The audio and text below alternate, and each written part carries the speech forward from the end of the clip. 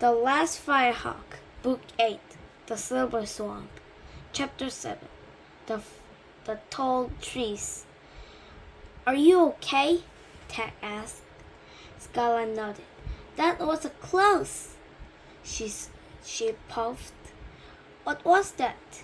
Tag scanned the water. It looked some kind of huge crocodile, he said. We need to get out of here in case it's come back. Yes, Scarlet agreed. Maybe that creature is what the thoughts were trying to warn us about. Maybe, Tag said. They made their way along the branch. The water is more shallow down here, Tag told her. They jumped into the water and walked toward to the island. It rose up out of the water ahead and was covered with tall trees. Let's find a place and get out here, Scarlet said. Tag checked his sack to make sure that the map, the emberstone, and the feathers were okay after being underwater. The map was a little damp, but he could see the pictures. Come on, he said as they reached the edge of the island. The tall trees are right ahead. Scarlet started to run, but then she coughed. Ack, ack. Are you okay? Ted asked. Scarlet waved her paw at him. I'm fine. Come on, let's go rescue our friend. Ted looked up in wonder. The trees towered over them. An enormous nest sat at the end of every branch, but the nests weren't made from twigs and leaves, like Tag's nest. These nests seemed to have grown out of the trees from small twisted branches. Wait, Tag said, holding Scarlet's paw. He pointed up to the nest high above them.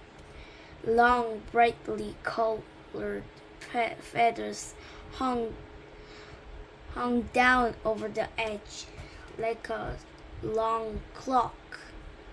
From far away, they almost looked like they could be firehawks. Close up, though, Tag could see that these birds were much longer and had carved purple beaks. There's a giant bird inside every nest, Scarlet whispered. How are we going to find Blaze without being seen?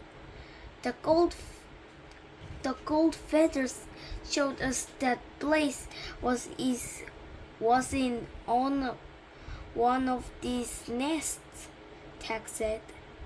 So she must be here somewhere. We're just going to have to wait until the birds leave before we investigate. Scarlet sighed and sat down beneath one of the trees. Tag sat beside her. Ack, ack! Scarlet coughed again. Shh, Tag whispered, and he gently covered her mouth with his wing. We can't let them know we're here. Scarlet nodded, and they waited. Suddenly, there was a loud caw.